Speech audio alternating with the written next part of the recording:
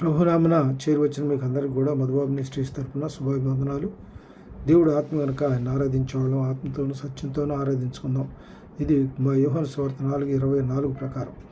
తర్వాత ఇవాళ మన పాఠ్యాంశం ఏంటంటే మొదటి యోహాను రాసిన మొదటి పత్రిక 1వ అధ్యాయం 2వ వచనం. ఆ జీవము ప్రత్యక్షమాయను, తండ్రి వద్ద నుండి మాకు ప్రత్యక్షమైన ఆ జీవమును గురించి సాక్ష్యమిచ్చున్నాను, దానిని మీకు తెలియపరుచున్నాను. సాక్ష్యమిచ్చు మీకు తెలియపరుచున్నాను అంటే జీవం అనేటువంటిది మనకు ఎక్కడి నుంచి వస్తుందంటే ప్రభువు నుంచే మనం జీవాన్ని పొందుకోగలుగుతాం. మొదటి యోహాను 1 దీనిలో ప్రభువు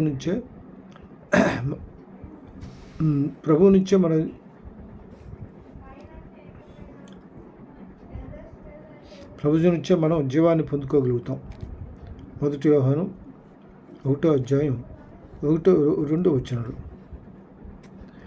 ఆ జీవం ప్రత్యక్షమాయను, తండ్రి వద్ద ఉండి మాకు ప్రత్యక్షమైన ఆ నిత్య జీవమును మేము చూచి ఆ జీవమును గురించి సాక్ష్యం ఇస్తున్నాం.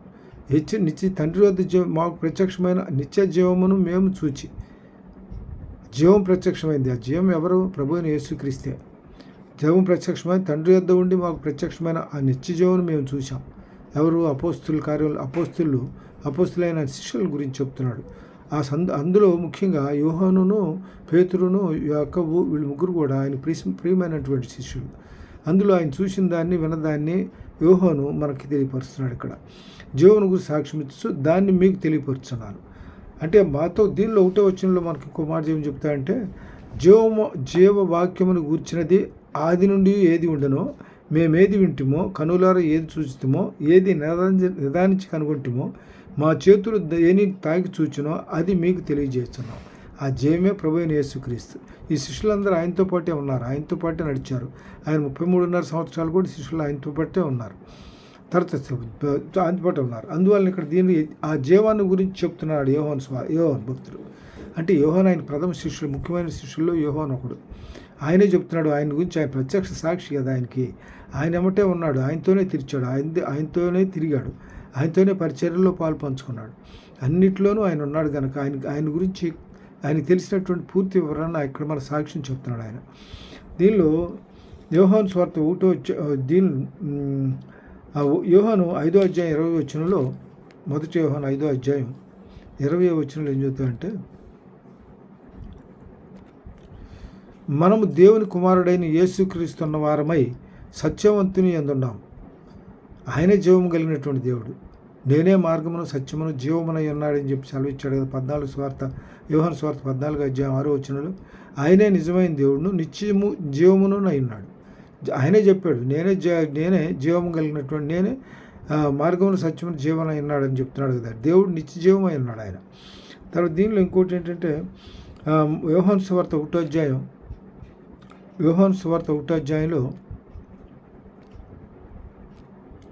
1వ వచనంలో చెప్తాడంటే, ఆదియందు వాక్యముడను, వాక్యము దేవుని యొద్దను, వాక్యము దేవుడే అను. ఆయనే నిత్యముగా జీవం కలిగినటువంటి దేవుడు ప్రభు అయిన యేసుక్రీస్తు. ఆయన ఆదియందు దేవుని యొద్ద ఉండెను, సమస్తము ఆయన మూలముగా కలిగి ఉన్నదేది ఆయన లేకుండా కలుగులేదు. దీనిలో 4వ వచనం చూస్తే, 4వ వచనంలో ఆయనలో జీవముడను, ఆ జీవం మనుషులకు వెలుగైనాడు. ఆ వెలుగు చీకటిలో ప్రకాశించున్నది కానీ చీకటి దాన్ని గ్రహింపకుండాను. దేవుని వెలుగు చీకటిలో ప్రకాశిస్తుంది. ఆ ప్రభు మన కళ్ళ ముందు కనపడుతున్నాడే కానీ అది ప్రకాశిస్తుంది కానీ చీకటి అని ఇంకా మనం చీకటిలోనే ఉన్నాం. అంధకారంలోనే మనం ఉన్నాం. ఆ వెలుగును మనం ఇంకా గుర్తించలేని పరిస్థితుల్లో ఉన్నాం. అందువలన ఇక్కడ దీనిలో 14 వచనంలో ఏం చెప్తాడంటే, ఆయన కృపాసత్య సంపూర్ణుడిగా ఆ వాక్యం శరీరధారి అయి కృపాసత్య సంపూర్ణుడిగా మన మధ్య నివసించాను. తండ్రి వల్ల కలిగిన అద్వితీయ కుమారుని మహిమ వల్లే మనమును ఆయన మహిమను కనుగొంటాం. కాబట్టి ఆయన వాక్యం ఎట్లా ఉందన్నమాట, శరీరధారి కృపాసత్య సంపూర్ణుడిగా మన మధ్య ఉంది. ఆదియందు వాక్యముండి, వాక్యము దేవుడే ఉండి, ఆయనే ఈయన. కాబట్టి ఆదియందు వాక్యముండి, వాక్యం దేవుడే వద్దనండి, వాక్యము దేవుడే ఉండి. ఆ వాక్యమే శరీరధారి. వాక్యం అంటే ప్రభు అయిన యేసుక్రీస్తే శరీరధారిగా మనకి ఈ లోకంలోకి వచ్చాడు. శరీరధారిగా ఆయన ఎందుకు వచ్చాడు? యోహాను సువార్త 3వ అధ్యాయం 16వ వచనంలో ఏం చెబుతా అంటే, యోహాను సువార్త 3వ అధ్యాయం 16వ వచనంలో ఏం చెబుతున్నాడు మనకి? దేవుడు లోకమును ఎంతో ప్రేమించను కాగా ఆయన తన అద్వితీయ కుమారునిగా పుట్టిన వాని యందు విశ్వసించు ప్రతివాడును నశింపక నిత్యజీవం పొందినట్లుగా ఆయన అనుగ్రహించారు. ఆయన పుట్టిన వారిని మనం విశ్వాసం ఉంచినట్లయితే ప్రతివాడును నశింపక ఆయన విశ్వాసం ఉంచి ప్రతివాడును నశింపక నిత్యజీవం ఆయనలో మనం పొందుకోగలుగుతాం. తర్వాత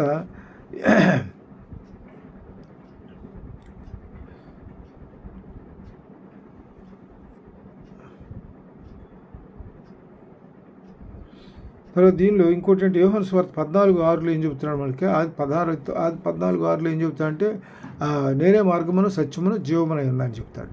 ఎవరైనా నా ద్వారా తప్ప తండ్రి వద్ద పోవటానికి నా ద్వారా పోవాల్సిన తప్ప మరి వేరే మార్గం లేదని ఆయన చెప్తాడు. నేనే మార్గమును సత్యమును జీవం.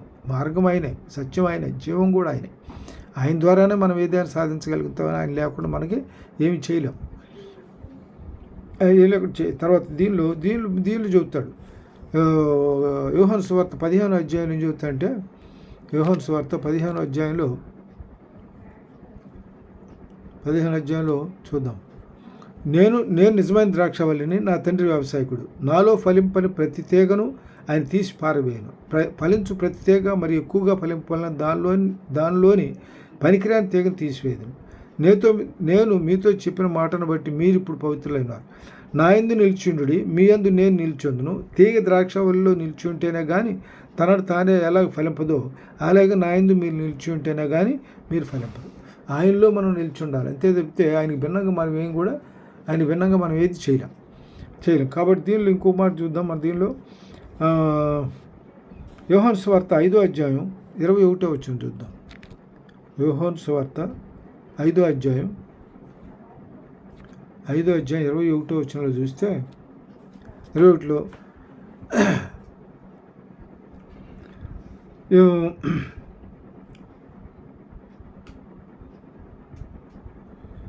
5వ అధ్యాయం 25-29 వచనాలు చూద్దాం. 5వ అధ్యాయం 25-29 వచనాల్లో 25-29 వచనాలు. మృతులు దేవుని కుమారుని శబ్దం విను గడి వచ్చున్నది. మృతులు దేవుని యొక్క శబ్దం గడి వచ్చున్నది, ఇప్పుడే వచ్చిన్నది. దాన్ని వినువారు జీవితులని మీతో నిశ్చయంగా చెప్పుచున్నాను. తండ్రి ఎలాగూ తనను తానే జీవం గలవాడై ఉన్నాడు, అలాగే కుమారుడును తనను తానే జీవం గలవాడై ఉండకు కుమారునికి అధికారం అనుగ్రహింపబడింది. అయితే 21వ వచనంలో ఏం చెబుతాడంటే, 21వ వచనంలో తండ్రి మృతులను ఎలాగూ లేపి బ్రతికించునో అలాగనే కుమారుడును తనకిష్టం వచ్చిన వారిని బ్రతికించును. తనకిష్టం వచ్చిన వారిని ఆయన బ్రతికిస్తాడు. అంటే ఇక్కడ దీనిలో మనం కొన్ని విషయాలు దీనిలో చూసుకున్నట్లయితే, ఈ యోహాను సువార్త మొదటి రాజులు 17వ అధ్యాయం, మొదటి రాజుల గ్రంథం,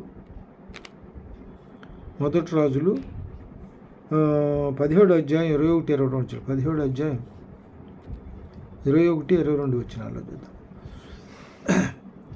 ఇక్కడ సందర్భం ఏంటంటే ఏలియాను గురించి సందర్భం. ఏలియాను గురించి ఇక్కడ ఏమవుతుందంటే, యెహోవా నా దేవ నన్ను చేర్చుకుని ఈ విధవరాలి కుమారుని చంపునంతగా ఆమె మీదికి కీడు రాజేస్తావా అని యెహోవాకు మొరపెట్టాడు. అంటే అంతకుముందు చిన్న సందర్భం ఏం జరుగుతుందంటే, ఏలియా ఎక్కడికి వస్తాడంటే ఈ విధవరాల దగ్గరికి వస్తాడు. ఎక్కడ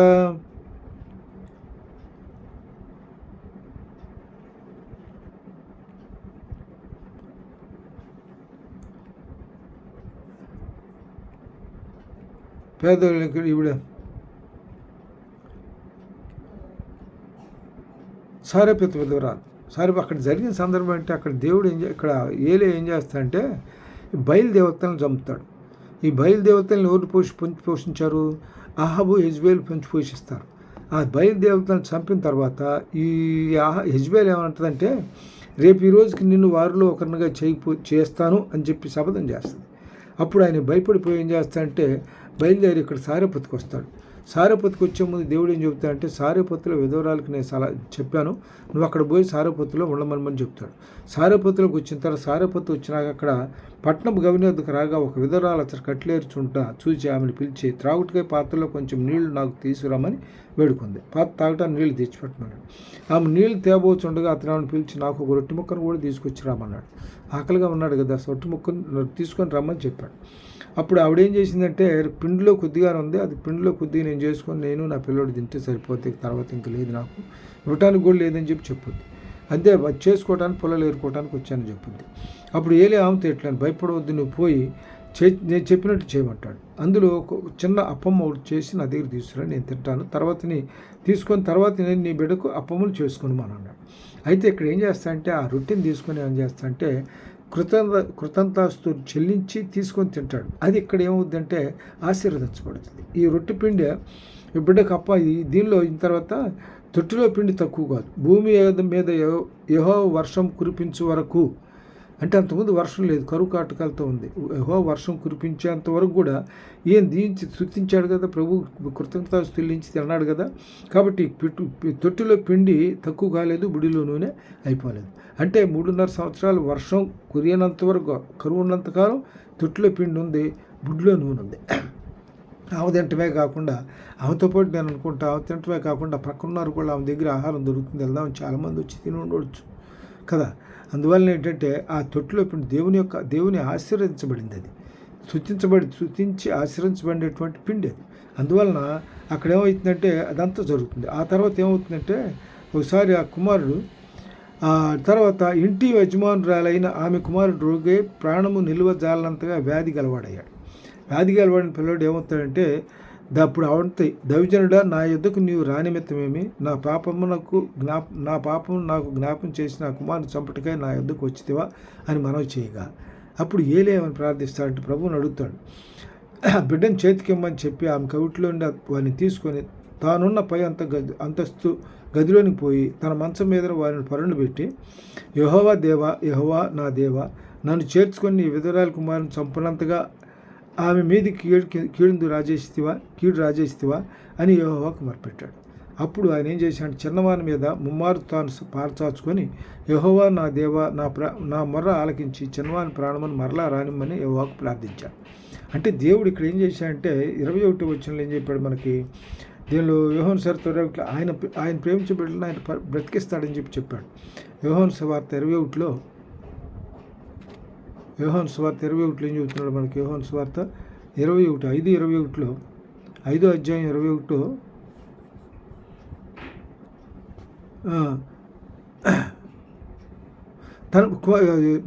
తండ్రి మృతులను ఎలాగూ లేపి బ్రతికించునో అలాగే కుమారుడును తనకిష్టం వచ్చిన వారిని బ్రతికించను. కాబట్టి ఇక్కడ పిల్లాడిని బ్రతికిస్తాడు. సారెపోతు విధవరాలు కుమారుని ఇక్కడ బ్రతికిస్తాడు. కాబట్టి చిన్నవాని మీద ముమ్మారు తాను పారచాచుకొని, యెహోవా నా దేవా, నా మొర్ర ఆలకించి ఈ చిన్నవాని ప్రాణమును మరలా రానిమ్మని యెహోవా ప్రార్థిస్తాడు. ప్రార్థిస్తే యెహోవా ఏలియా ప్రార్థన ఆలకించి ఆ చిన్నవానికి ప్రాణం మరలా రానిచ్చినప్పుడు వాడు బ్రతుకుతాడు. మళ్ళీ ఇంకో రెండో సందర్భం కూడా చూద్దాం. ఇక్కడ ఏలియా చేశాడు, తర్వాత రెండో సందర్భంలో ఎలీషా చేస్తాడు. ఎలీషా చేసేది ఇక్కడ 2 రాజులు 4వ అధ్యాయం, 2 రాజులు 4వ అధ్యాయంలో 2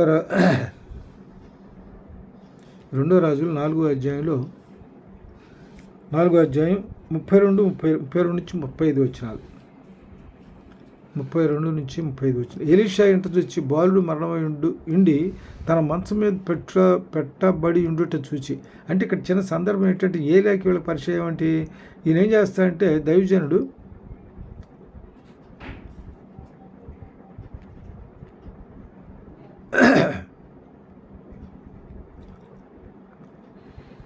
వీడియో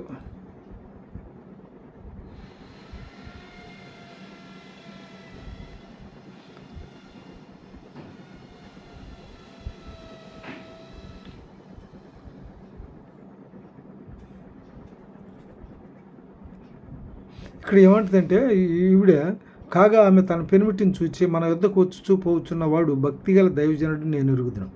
ఆయన భక్తిగల జీవులు ఎవరు, ఎలీషా. అందుకావున మనం అతనికి గోడ మీద ఒక చిన్న గది కట్టించి అందులో అతని కొరకు మంచము, బల్ల, పీట, దీపస్తంభము నుంచుదాము. అతడు మన యొద్దకు వచ్చినప్పుడల్లా అందులో బస చేయవచ్చునని చెప్పాను. అయితే ఇక్కడ ఈ సందర్భాన్ని బట్టి ఏమంటే పిమ్మట అతను దాసుడైన గెహాజీని పిలిచి, ఈ షూనేమి రాయలు పిలువమనగా వాడు ఆమెను పిలిచాను. ఆమె వచ్చి అతని ముందర నిలబడినప్పుడు అతడు, నీవు ఇంత శ్రద్ధాభక్తులు మా యందు కనపరిచితివి, నీకు నేనేం చేయగలను, రాజుతోనైనా సైన్యాధిపతితోనైనా నేను కూర్చుని మాట్లాడవలనని కూర్చున్నావా అని అడిగా. గెహాజీ అప్పుడు గేహజీకి ఆజ్ఞ ఇయ్యగా వాడు ఆ ప్రకారం ఆమెతోను. అందుకామె నేను నా స్వర్జనంలో కాపురమన్నాను. ఎలీషా నేనేమి చేయగోరుతున్నదని వారిని అడుగ్గా గెహజీ ఆమె కుమారుడు లేడు మరియు ఆమె పెనిమిటి ముసలివాడని అతడు చెప్పాను. అప్పుడు ఏం చేస్తాడంటే ఆవిడకి కుమారుడు అతడు ఆమెను పిలువనంపగా వాడు ఆమెను పిలిచాను. ఆమె వచ్చి ద్వారం ముందు నిలువగా ఎలీషా మరుసటి ఏట ఈ ఋతువున నీ కవిట కుమారుడు ఉండని ఆమెతో అన్నాను. ఆమె ఆ మాట విన్న దైవజనుడా నా ఏలినవాడా ఆలకు పలుకువద్దు, నీ దాసురాలనైనా నాతో అబద్ధమాడవద్దని. అయితే పిమ్మట స్త్రీ గర్భవతి మరుసటి ఏట ఎలీషా తనతో చెప్పిన కాలమునకు కుమారుని కన్ను.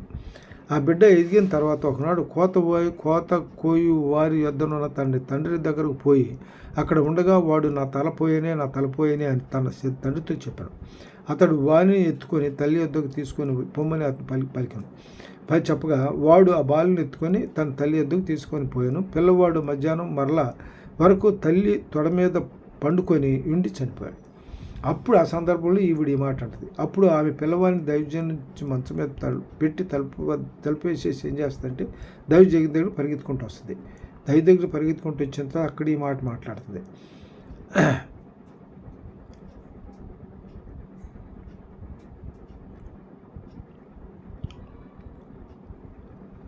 అక్కడ మాట్లాడితే ఏమైంది ఎలీషా ఆ ఇంటి అప్పుడు ఏం చేస్తుందంటే నువ్వు ఈ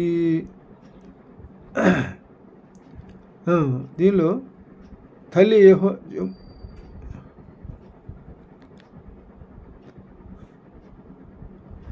ఎలీషా ఇంటికి వచ్చి బాలుడు మరణమై ఉండి అయితే ఇక్కడ దగ్గరికి వచ్చి ఈయన దగ్గర ప్రాధాయపడుతుంది. ఏమని ప్రాధాయపడుతుంది అంటే అయ్యా తల్లి ఆ మాట మీద యెహోవా జీవముతోడు నీ జీవముతోడు నేను నిన్ను విడువనని చెప్పగా అతడు లేచి ఆమెతో కూడా పోతాడు. గట్టి పట్టుబట్టి కుమారుడు చచ్చిపోయాడు కదా, గట్టి పట్టుబట్టి అంటుపెట్టి తీసుకొచ్చుకుంటుంది.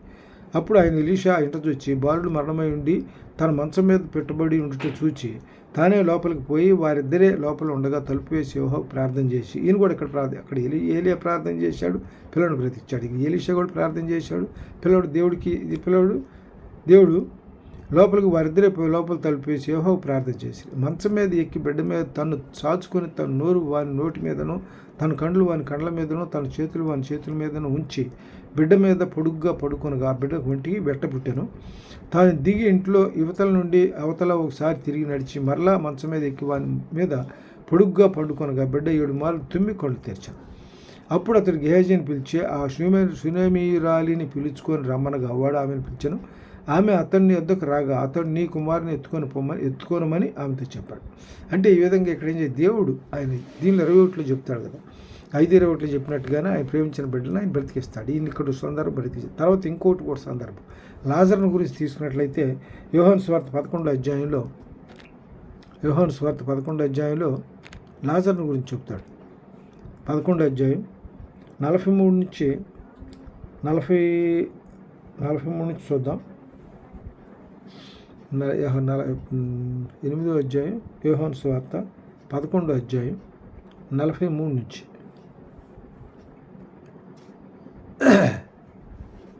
ఇక్కడ దీని ముందు చిన్న 2 వాక్యాలు చదువుకుంటాం. ఇక్కడ ఏమవుతుందంటే ప్రభువు రావటం లేట్ అవుతుంది. రావటం లేనప్పుడు ఏమవుతుందంటే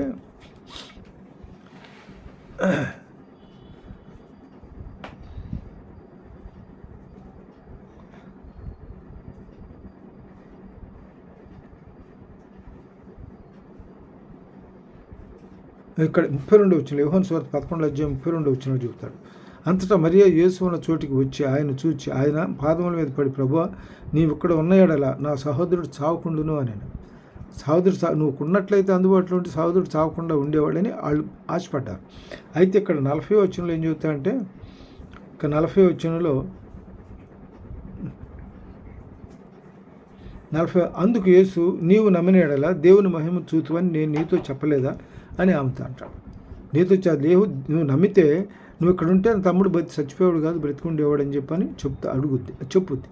అప్పుడు ఈయన ఏమంటాడంటే నువ్వు నమ్మిన ఎడల దేవుని మహిమ చూతు అని చెప్పి ఆమెతో చెప్తాడు. అంటే ఇక అప్పుడు ఏమంటాడు అంతటా వారు అంతటా వారు రాయి తీసివేసిరి.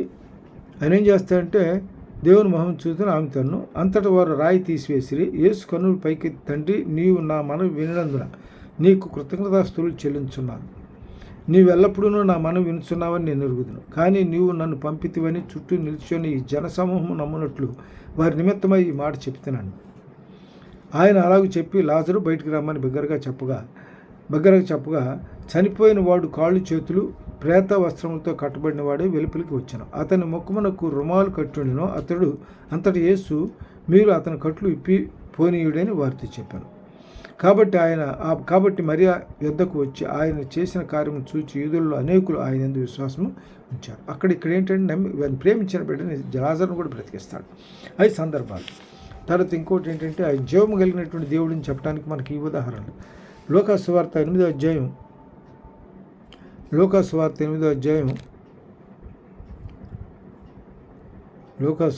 8వ అధ్యాయంలో ఇక్కడ సందర్భం 8:48-55లో 48 లూకా సువార్త 8వ అధ్యాయం 48 నుంచి చూద్దాం. 48 నుంచి 55 వచనాలు. ఆయన ఇంకనూ మాట్లాడుతుండగా సమాజ మందిరపు అధికారి ఇంటి నుండి ఒకడు వచ్చి నీ కుమార్తె చనిపోయింది. ఇక్కడ ఏంటంటే సమాజ మందిరపు అధికారి ఆయన కూతురు చచ్చిపోతే ఆయన దేవుని దగ్గరకు అడుగుతాడు. నా కూతురుని బ్రతికించమని సాయం చేయమని అడుగుతాడు. అప్పుడు ఏం చేస్తాడంటే ప్రభు ఏం చేస్తాడు, ఈ మధ్యలో రక్తస్రావం కలిగిన స్త్రీ ఒక ఆవిడ ఇస్తే ఆవిడికి స్వస్థనిస్తాడు. ఈ మధ్య కొంత గ్యాప్ వస్తుంది. ఈ గ్యాప్ కారణంలో ఇతని మనుషులు ఇంటి దగ్గర నుంచి వచ్చి ఏం చెప్తాడంటే అతను ఇంకనూ మాట్లాడుతుండగా సమాజ మందిరపు అధికారి అంట నుండి ఒకడు వచ్చి నీ కుమార్తె చనిపోయినది, బోధకుని శ్రమ పెట్టవద్దని అది చెప్పాడు. యేసు ఆ మాట విని భయపడవద్దు, నమ్మిక మాత్రం ఉంచుము, ఆమె స్వస్థపరచబడినని అతనితో చెప్పి ఇంటికి వచ్చినప్పుడు పేతురు, యోహాను, యాకోబు అని వారిని ఆ చిన్నదాని తల్లిదండ్రులను తప్ప మరెవరిని ఆయన లోపలికి రానివ్వలేదు. అందరూ ఆమె నిమిత్తము ఏడ్చుచూ రొమ్ము కొడుతుండగా ఆయన వారితో ఏడవద్దు, ఆమె నిద్రించున్నదే కానీ చనిపోలేదని చెప్తాడు. ఆమె చనిపోయానని వారు ఎరిగి ఆయన్ని అపహసించారు. అయితే ఆయన ఆమె చేయి పట్టుకొని చిన్నదానా లెమ్మని చెప్పగా ఆమె ప్రాణము తిరిగి వచ్చిన కనుక వెంటనే ఆమె లేచాను. అప్పుడు ఆయన ఆమెకు భోజనం పెట్టుడని ఆజ్ఞాపించాను. కాబట్టి ప్రభువు ఆయన ప్రేమించిన ఎవరైతే ప్రేమిస్తాడో వాళ్ళని, దీనిలో యోహాను సువార్త 5వ అధ్యాయం 21లో చెప్పిన ప్రకారం. కాబట్టి ఇక్కడ ఆయన ఏం చేస్తాడు, ఈవిడ కూడా బ్రతికిస్తాడు. తర్వాత ద్వితీయోపదేశకాండంలో ఇంకో మాట ఏం చెప్తాడంటే ద్వితీయోపదేశకాండం 32వ అధ్యాయం 39వ వచనం చూద్దాం. ద్వితీయోపదేశకాండం 32వ అధ్యాయం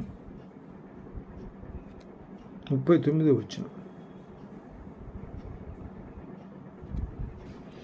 ఇదిగో నేనే దేవుడను, నేను తప్ప వేరొక దేవుడు లేడు. మృతుని నిందించువాడను బ్రతికించువాడను నేనే, గాయపరచువాడను స్వస్థపరచువాడను కూడా నేనే. నా చేతుల నుండి విడిపించువాడు ఎవడను లేడు.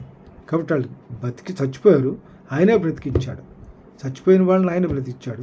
ఈ రక్తస్రావం కలిగిన స్త్రీకి స్వస్థత దయచేసింది కూడా ఆయన. అదే ఆయన ఇక్కడ చెబుతున్నాడు, మృతి చెందినవాడను బ్రతికించువాడను నేనే, గాయపరచువాడను స్వస్థపరచువాడను నేనే. నా చేతుల నుండి విడిపించువాడు ఎవడను లేడు. తర్వాత దీనిలో ఇంకోటి ఏంటంటే యోహాను సువార్త 17వ అధ్యాయం 3వ వచనంలో, యోహాను సువార్త 17వ అధ్యాయం 3వ వచనంలో చూద్దాం. 17వ అధ్యాయం 3వ వచనంలో 17వ అధ్యాయం 3వ వచనంలో అద్వితీయ సత్యదేవుడవైన నిన్నును నీవు పంపిన యేసుక్రీస్తును ఎరుగటే నిశ్చయం.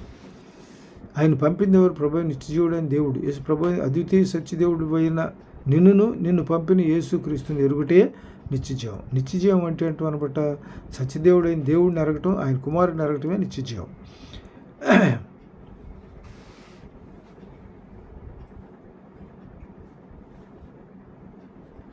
నిత్యజీవం. తర్వాత దీనిలో యోహాను సువార్త 1వ అధ్యాయం 5 మొదటి యోహాను రాసిన మొదటి పత్రిక 5వ అధ్యాయం 11-12 వచనాలు చూద్దాం.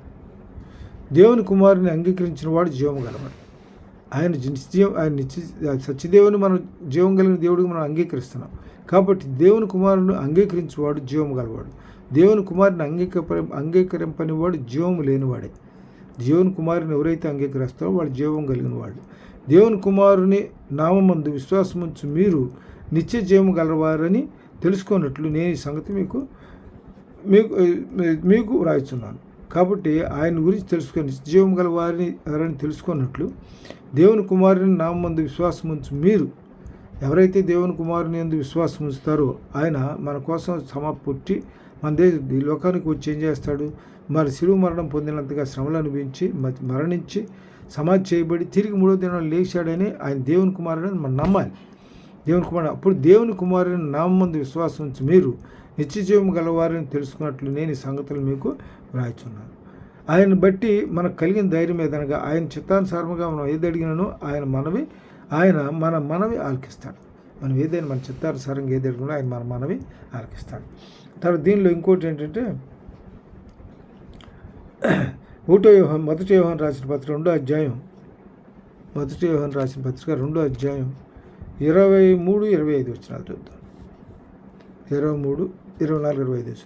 కుమారుని కొనని ప్రతివాడును తండ్రిని అంగీకరించువాడు కాడు. కుమారుడిని ఒప్పుకొని ప్రతివాడును కూడా తండ్రిని అంగీకరించేవాడు కాదు. కుమారుని ఒప్పుకునేవాడు తండ్రిని అంగీకరించేవాడు. ఆయన కుమారుడని ఒప్పుకునే వాడేమన్నా తండ్రిని అంగీకరించిన వాడు, ఆ కుమారుడని ఒప్పుకునేవాడు తండ్రిని కూడా అంగీకరించేవాడు. అయితే మీరు మొదటి నుంచి దేన్ని వింటురో ఏది మీలో అది మీలో నిలువనీయుడి. మీరు మొదటి నుండి వినినది మీలో నిలిచిన మీరు కూడా కుమారుని యందు తండ్రి యందును నిలుతారు. కుమారుని యందు తండ్రి యందు మనం కూడా నిలుస్తాం. తర్వాత దీనిలో ఇంకో మాట ఏంటంటే నిత్యజీవం అనుగ్రహించునన్నదియే ఆయన తానే మనకు చేసిన వాగ్దానం. మనం చేసిన మిమ్మల్ని మోసపరచు వారిని బట్టి ఈ సంగతులు మీకు రాయిస్తున్నాను. నిత్యజీవం కలిగినటువంటి దేవుడు నేనే. కాబట్టి మీరు ఎవరైనా అబద్ధ బోధకులు వచ్చి మీ గురించి ఏదని చెప్తే మిమ్మల్ని మోసపరిచిన వారిని బట్టి ఈ సంగతులు మోసపరచబడకుండా ఉండటానికే ఈ సంగతులు మీకు రాస్తున్నాను. దీనిలో సెలవిస్తున్నాను ప్రభు. తర్వాత దీనిలో ఇంకో మాట ఏంటంటే ఈ 1 యోహాను 2వ అధ్యాయం 2వ వచనం కూడా చూద్దాం. 1 యోహాను 2వ వచనం చూద్దాం. 1 యోహాను 2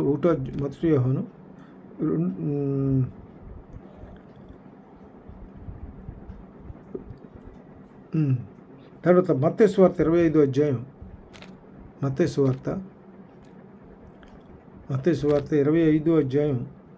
45-46 వచ్చింది. మత్తయి సువార్త 25వ అధ్యాయం 45-46 వచనాలు.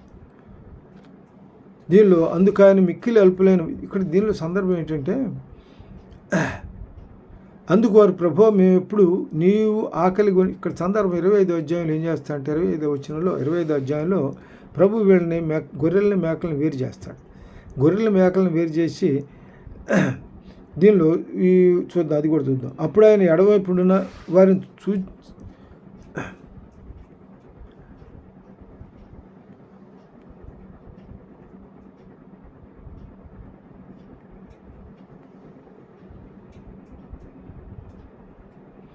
అప్పుడు సమస్త జనముల ఎదుట జనములు ఆయన ఎదుట పోగు చేయబడుదురు. గొల్లవాడు మేకలలో నుండి గొర్రెలను వేరుపరిచినట్లుగా ఆయన వారిని వేరుపరిచి తన కుడివైపున ఉన్న గొర్రెలను ఎడమవైపున్న మేకలను నిలబెట్టు. అప్పుడు రాజు తన కుడివైపున ఉన్న వారిని చూసి తండ్రి చేత ఆశీర్వించబడినారా రండి, లోకం పుట్టింది మొదలుకొని మీకు శ్రద్ధపరిచిన రాజ్యమును స్వతంత్రించుకోండి. నేను ఆకలి కొంటిని మీరు నాకు భోజనం పెట్టితే, దప్పి కొంటిని నాకు దాహం ఇచ్చితే, పరదేశిని నన్ను చేర్చుకుంటారు. ఎవరిని ఉద్దేశించి మాట్లాడుతున్నాడు ఈయన? కుడివైపున ఉన్నటువంటి గొర్రెల గురించి మాట్లాడుతున్నాడు. అప్పుడు రాజు తన కుడివైపున ఉన్న వారిని చూచి తండ్రి చేత ఆశీర్వించబడిన వారు రండి, లోకం పుట్టిన మొదలుకొని మీ కొరకు సిద్ధపడిన రాజ్యమును స్వతంత్రించుకోండి. వీళ్ళని ఆ విధంగా ఆశీర్వదిస్తున్నాడు. అంటే వీళ్ళు దేవుని చేత ఆశీర్వదించబడినటువంటి జనాలు. నేను ఆకలి కొంటిని మీరు నాకు భోజనం పెట్టితిరి, దప్పి కొంటిని నాకు దాసం ఇచ్చితిరి, పరదేశిన ఇంటిని నన్ను చేర్చుకుంటుంది, దిగంబరిన ఇంటిని నాకు బట్టలు ఇచ్చితిరి, రోగిన ఇంటిని నన్ను చూడవచ్చితిరి, సరసాల్లో ఉంటిని నా దగ్గర వచ్చితిరని చెప్పును. అందుకు నీతిమంతులు ప్రభువా, ఎప్పుడు నీవు ఆకలి కొనుట చూసి నీకు ఆహారం ఇచ్చితిమి, నీవు దప్పు కొనుట చూసి దాహం ఇచ్చితిమి, ఎప్పుడు పరదేశిన ఉండుట చూచి నేను చేర్చుకుంటుమి, దిగంబరివై ఉండుట చూచి బట్టలు ఇచ్చితిమి, ఎప్పుడు రోగివై ఉండుట అయినను చెరసాలు ఉంటే చూసి నీ వద్దకు వచ్చిందని ఆయన అడిగింది. అందుకు రాజు మిక్కులు అల్పులైన ఈ సహోదరులలో ఒకరికి మీరు చేసితరు గనుక నాకు చేసితరని నిశ్చయంగా మీతో చెప్పుచున్నాను. ఈ సందర్భాన్ని బట్టి 45 వచనంలో ఏం చెబుతారంటే 45 వచనంలో అందుకు ఆయన మిక్కిలి అల్పులైన వీరిలో ఒకరికైనాను మీరు ఇలాగ చేయలేదు, ఎవరిని ఉద్దేశించి చెప్తాడు? శాపగ్రస్తులకు చెప్తాడు. ఆశీర్వదించబడిన వారిని వాళ్ళ చెప్తాడు. శాపగ్రస్తుల వారు, అందుకే శాపగ్రస్తులను గురించి కూడా ఇక్కడ చూద్దాం ఒకసారి. శాపగ్రస్తుల గురించి ఏమంటాడు ఒకసారి. ఎడం వైపున ఉండిన వారిని చూచి శపింపబడిన వారలారా, నన్ను విడిచి అపవాదికిని వారి దూతలకును సిద్ధపరచబడిన నిత్యాగ్నిలోకి పోవుడి. అపవాదికి వాడు సిద్ధపరిచినటువంటి నిత్యాగ్నిలో పోవుడి. నేను ఆకలిగా ఉంటేనే మీరు నాకు భోజనం పెట్టలేదు, దప్పికొంటిని మీరు నాకు దాహం వేయలేదు, పరదేశినై ఉంటేనే మీరు నన్ను చేర్చుకోనలేదు, దిగంబరినై ఉంటేనే మీరు నాకు బట్టలు వేయలేదు, రోగినై చెరసాల్లో ఉంటేనే మీరు నన్ను చూడరాలేదని చెప్పును. అందుకు వారు, ప్రభువా, మేమెప్పుడు నీవు ఆకలిగొన్న ఉండుటాయనను, దప్పిగొండి ఉండుటాయను, పరదేశి అయి ఉండుటాయను, దిగంబరివై ఉండుటాయను, రోగివై ఉండుటాయను, చెరసాల్లో ఉండుటాయను చూచి నీకు ఉపకారం చేయకపోతిమి అని ఆయన అడిగాను. అందుకు ఈ మిక్కిలి అల్పులని వీరిలో ఒకరికి మీరు ఇలాగ చేయలేదు కనుక నాకు చేయలేదని మీతో నిశ్చయంగా చెప్పుచున్నాను. అందువలన వీరేమవుతారంటే వీరు నిత్య శిక్షకు, నీతిమంతులు నిత్యమున పోతారు. వీరెవరు శపింపబడిన వారు ఏమన్నా వీరెవరిని ఎవరు శపింపబడిన వారు నిత్య శిక్షకును, నీతిమంతులు ఆ దేవుని చేత ఆశీర్వదించబడిన వాళ్ళల్లా నిత్య జీవానికి పోతారని ఇక్కడ దేవుడికి వాక్యం సెలవుస్తుంది. దీనిలో ఇంకో మాట కూడా చెబుతాడు. కీర్తనలు 16:10 చూద్దాం. కీర్తనలు 16 అధ్యాయం 10వ వచనంలో, కీర్తనలు 16 అధ్యాయం 10-11 వచనాలు చూద్దాం. ఎందుకనగా నీవు నా ఆత్మను పాతాళంలో విడిచిపెట్టవు, నీవు పరిశుద్ధిని కుళ్ళిపట్టనీవు. ఇక్కడ పైన చెప్పిన విధంగా ఏమవుతుందంటే, ఆశీర్వదించబడిన వాళ్ళని ఆత్మను పాతాళంలో విడిచిపెట్టవు, నీ పరిశుద్ధిని కుళ్ళిపట్టనీవు. పరిశుద్ధిని ఎప్పుడు కూడా దేవుడు కాపాడుతాడు. ఆయన కుడి హస్తంతో కాచి కాపాడుతాడు. జీవ మార్గమును నీవు నాకు తెలియజేస్తావు, నీ సన్నిధిని సంపూర్ణ సంతోషం కలదు, నీ కుడి చేతులు నిత్య సుఖములు కలవు. ఎందుకంటే దేవుని చేత ఆశీర్వదించబడిన వాళ్ళ విషయంలో దేవుడు ఇప్పుడు కూడా అలర్ట్గానే ఉంటాడు. తర్వాత దీనిలో ఈ ఒక్క మాట చూద్దాం. దీనిలో ఏదంటే యోహాను సువార్త 5వ అధ్యాయం 5వ అధ్యాయం యోహాను సువార్త 5వ అధ్యాయం 29వ వచనం. దీనిలో ఈయన చెప్పిన దాన్ని బట్టి ఏంటంటే, మేలు చేసిన వారు ఎక్కడ పోతారు? జీవ పునరుద్ధానమునకు, కీడు చేసిన వారు తీర్పు పునరుద్ధానమునకు బయటికి వచ్చేదరు. మేలు చేసిన వారు జీవ పునరుద్ధానమునకును, కీడు చేసిన వారు తీర్పు పునరుద్ధానమునకును బయటకు వచ్చేదరు. నా అంతటి నేనేమీ చేయలేను అంటే ప్రభు చెబుతున్నాడు, యేసు ప్రభు చెబుతున్నాడు ఇక్కడ, నా అంతటి నేను తండ్రి వల్ల జరిగే క్రియ ఇదంతా, తండ్రి నన్ను నడుస్తున్నా, నా అంతటి నేనేమీ చేయలేను. నేను వినున్నట్లుగా తీర్పు తీర్చున్నాను. నన్ను పంపిన వారి చిత్త ప్రకారమే చేయకూడదు కానీ నా ఇష్ట ప్రకారం చేయకూడను, కనుక నా తీర్పు న్యాయం అనేది. అంటే దేవుడు నాకేమిస్తాడో, దేవుడు నాకేమని చేయమని చెప్తాడో ఆయన చిత్తాన్ని జరిగించడానికే నేను ఇక్కడ వచ్చా. అందుకనే నేను నా ఇష్ట ప్రకారం చేయకూడను, కనుక నా తీర్పు న్యాయం అనేది. నన్ను గురించి నేను సాక్ష్యం చెప్పుకునే ఎడల సాక్ష్యం సత్యం కాదు. నేను దేవుని కుమారుని, నన్ను గురించి నేను సాక్ష్యం చెప్పుకుంటే సత్యం అట్లా అవుద్ది. అది నన్ను గురించి సాక్ష్యం ఇచ్చు వేరొకడు కాదు. ఆయన నన్ను గురించి ఇచ్చు సాక్ష్యం సత్యమని ఎరుగుదు. ఆయన గురించి సాక్ష్యం ఇచ్చింది ఎవరు? యోహాను రాసిన మొదటి పత్రికలో ఈయన చెప్తాడు. యోహాను రాసిన మొదటి పత్రికలో ఏం చెప్తాడంటే చూద్దాం, అది కూడా చూద్దాం. యోహాను రాసిన మొదటి అధ్యాయంలో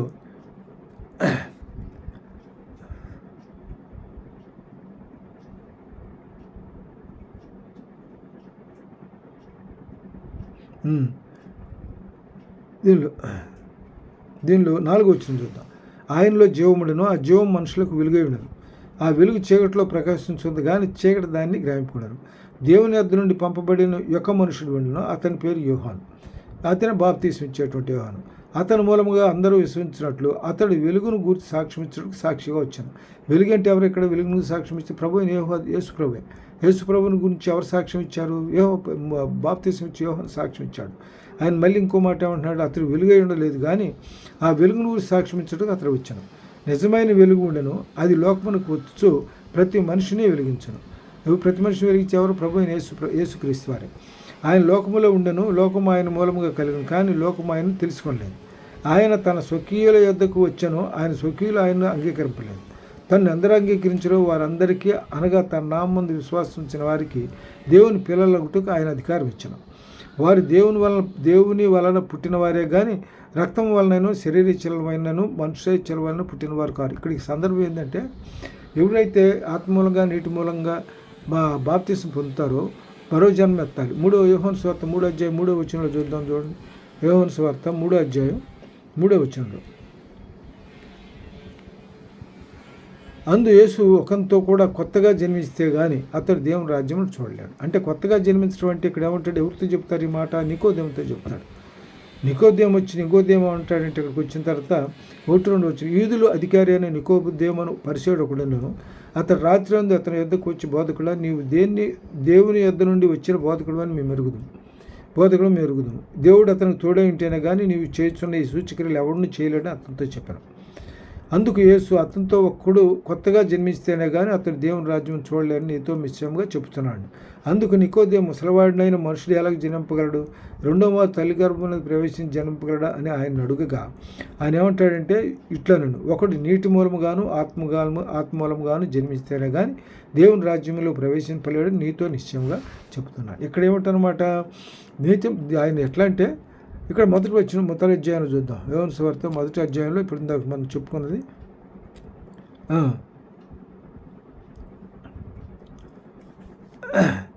ఇక్కడ దాన్ని బట్టి ఏంటంటే, ఇక్కడ మనకేంటనమాట 46 వచనంలో, వీరు నిశ్శిక్షకు దీనిలో మేలు చేసిన వారు తీర్పు చేసిన వారు జీవపునరుద్ధానికి, కీడు చేసి తీర్పు పునరుద్ధానికి పోతారని చెప్పి సెలవిచ్చాడు కదా.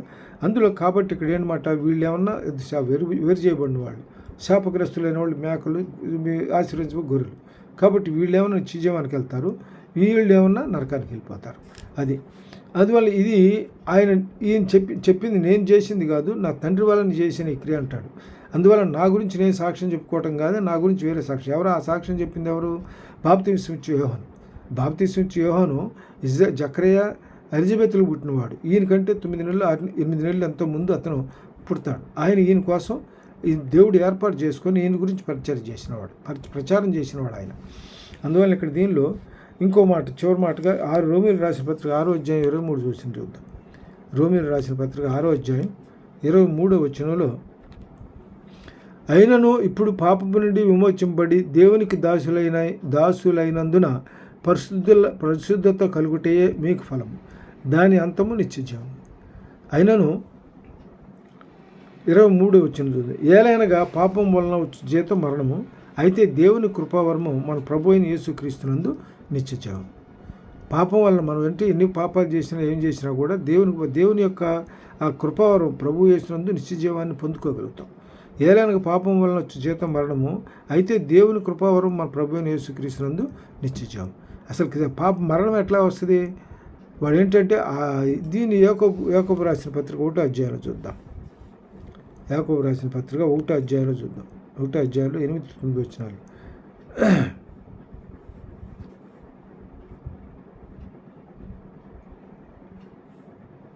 దీనిలో 12వ వచనం చూద్దాం. శోధన సహించువాడు ధన్యుడు, అతడు శోధనకు నిలిచిన వాడే ప్రభు తను ప్రేమించే వారికి వాగ్దానం చేసిన జీవ కిరీటాన్ని పొందుకుంటాడు. దేవుడు కీడు విషయమై శోధింపబడనేరడు, ఆయన ఎవరిని శోధింపడు కనుక ఎవడైనా శోధింపబడినప్పుడు నేను దేవుని చేత శోధింపబడుతున్నాను అనకూడదు. ప్రతివాడు తన స్వకీయ దురాశ చేత ఈడుబడి మరలు కొలపబడిన వాడై శోధింపడు. దురాశ గర్భం ధరించి పాపం కనుగా పాపం పరిపక్వమై మరణం కను. కాబట్టి దీనిలో ఇక్కడ మనకు చెప్పిన వాక్యం ఏంటి? యోహాను సువార్తలో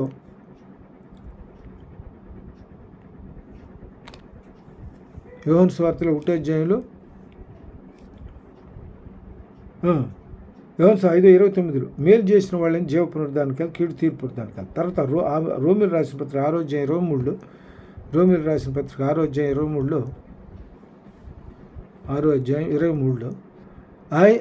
అయినను దీనిలో ఏలైనగా పాపము వలన వచ్చు జీతం మరణము, అయితే దేవుని కృపావరం ప్రభు అయిన యేసుక్రీస్తునందు నిత్యజీవం.